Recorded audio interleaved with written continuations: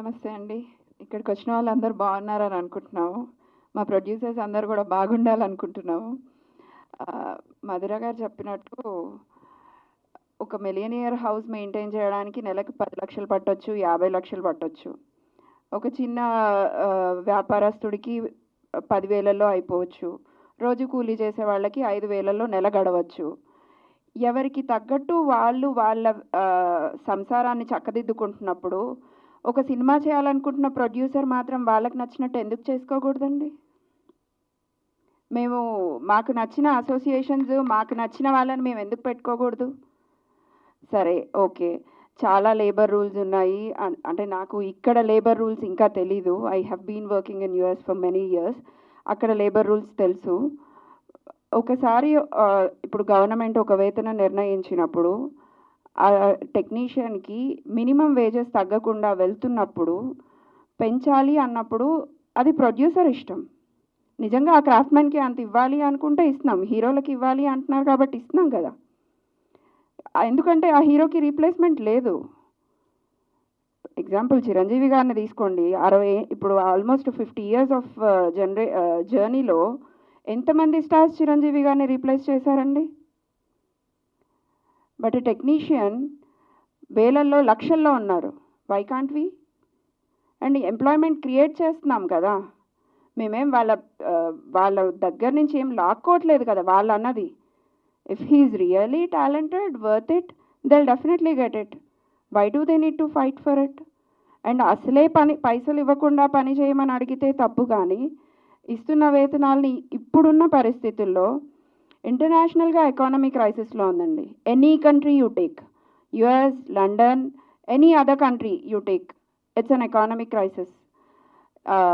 India ఇప్పుడు ప్రస్తుతానికి మన తెలుగు రాష్ట్రాల్లో చూసుకుంటే ఏ వ్యాపారం బాగుందండి? రియల్ ఎస్టేట్కి ఎవరికైనా సేల్స్ ఉన్నాయా? ఇంకా వేరే ఏ ఇండస్ట్రీలో అయినా, ఈవెన్ ఐటీ తీసుకోండి, ఎన్ని ఐటీ కంపెనీస్ బాగున్నాయి?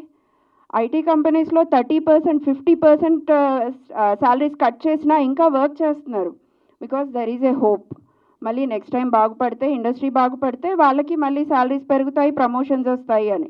రియల్ ఎస్టేట్లో ఇప్పుడు ఉన్న రేట్ల కంటే 30% తక్కువకి వర్క్ చేస్తున్నారు, తక్కువకి సేల్ చేస్తున్నారు. ఎందుకండి? పరిస్థితులు బాగాలేనప్పుడు అందరూ దానికి అనుగుణంగా వెళ్ళిపోతేనే ఆ సంస్థలు, వ్యాపారాలు, సామాజికంగా అందరూ బాగుంటారు. ఇదేదీ లేకుండా ఒక్క producer last 2 yearsలో hundreds of crores income make చేసి చూపించండి. Will show all the books. I'm ready to show my books. 100 crores, more than 10 crores profits చేసిన ప్రొడ్యూసర్ని ఒక్కరిని చూపించండి. బుక్స్ ఐటీకి చూపించే బుక్స్ అన్నీ చూపిస్తాం మేము. ప్రతి book I'm ready to show. ఏ ప్రొడ్యూసర్ లాస్ట్ 2 yearsలో ఆఫ్టర్ కోవిడ్ తర్వాత టన్స్ ఆఫ్ మనీ మేక్ చేశారు, హ్యాపీగా ఉన్నారు అన్న ఒక్క ప్రొడక్షన్ హౌస్ని చూపించండి. ఎవ్రీబడి అంత చదువుకొని వచ్చి ఇక్కడ వ్యాపారం చేయడానికి రాలేదండి. సినిమా అంటే ఇష్టం. సినిమా లేకపోతే రోజు గడవదు. సినిమా ఎంటర్టైన్మెంట్ లేకపోతే ఒక అరగంట గడవదు. అందుకని ఆ ఫీల్డ్ ఎంచుకొని ఇక్కడికి వచ్చినాం. కానీ ఇక్కడ ఎవ్వరూ సినిమాని వ్యాపారంగా చూస్తున్న వాళ్ళు లేరు. ఎందుకంటే ఇదే పైసలు వేరే దగ్గర పెడితే భూమి రేట్లు పెరగవా? భూమి అక్కడే ఉంటుంది. ఇంకో వ్యాపారంలో పెడితే ఎక్కడ పెట్టినా పెరుగుతాయి కదా. ప్రొడ్యూసర్కి ఏది సెక్యూరిటీ? హీరో వర్క్ చేశారు కాబట్టి హీరోకి రెమ్యూనరేషన్ వెళ్ళాలి, డైరెక్టర్ వర్క్ చేశారు కాబట్టి డైరెక్టర్కి రెమ్యూనరేషన్ వెళ్ళాలి. అదేవిధంగా ప్రొడ్యూసర్స్ వర్క్ చేస్తున్నారు కదా. ఎంతమంది ఇక్కడ ఉన్న వాళ్ళు రెమ్యూనరేషన్ తీసుకుంటున్నారు? Any producer you name it, చిన్న పెద్ద అనేవి ఎందుకు వస్తున్నాయో తెలియదు కానీ ఒక్క ప్రొడ్యూసర్ కూడా హ్యాపీగా లేరు. At least last couple of years. As a ప్రొడ్యూసర్గా కాదు, డిస్ట్రిబ్యూషన్ అండ్ ఎగ్జిబిషన్ వింగ్స్ కూడా చూస్తున్న ఒక ఫర్మ్గా చెప్తున్నా, ఒక్క డిస్ట్రిబ్యూటర్, ఒక్క ఎగ్జిబిటర్ కూడా through out the year business చేసి హ్యాపీగా ప్రాఫిట్స్లో ఉన్న వాళ్ళు లేరు. సొంత వ్యాపారాలు అమ్ముకొని, సొంత స్థలాలు అమ్ముకొని, సినిమా మీద, ఓన్లీ సినిమా మీద ఉన్న ఇష్టంతో ఇంకా ఇండస్ట్రీలో గడుపుతున్న వాళ్ళు 99%. మేబీ కొంతమంది అనొచ్చు ఎక్స్పీరియన్స్ లేదు కదా మీకు అన్నీ అలాగే కనిపిస్తాయి అని.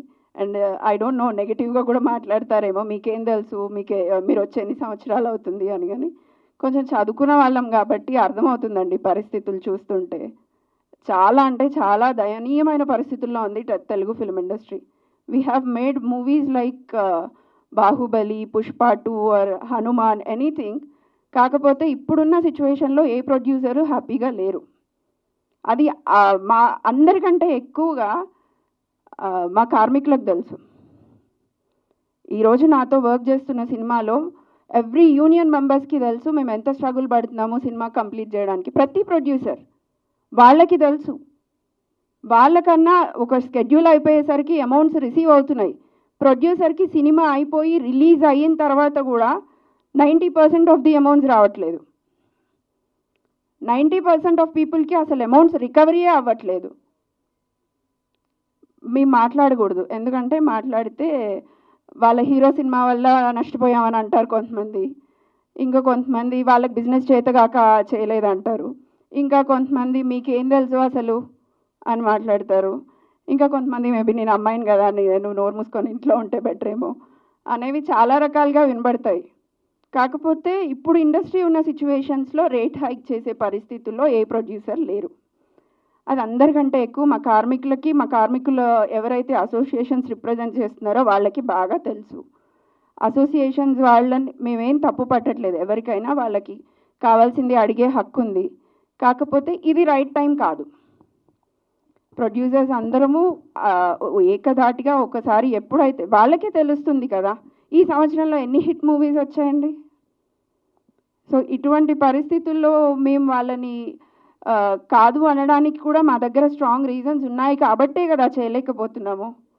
ఎప్పుడైతే సిచ్యువేషన్ సినిమా ఇండస్ట్రీ బాగుపడుతుందో డెఫినెట్గా we all there to accommodate there whatever they are asking. వాళ్ళకి ఎప్పుడు ఏది కావాలన్నా చూసుకుంటూనే వస్తున్నారు ప్రొడ్యూసర్స్ అందరూ. కోవిడ్ లాంటి సిచ్యువేషన్స్లో కూడా ప్రైస్ హైక్ అడిగితే చేసాము కాదనకుండా.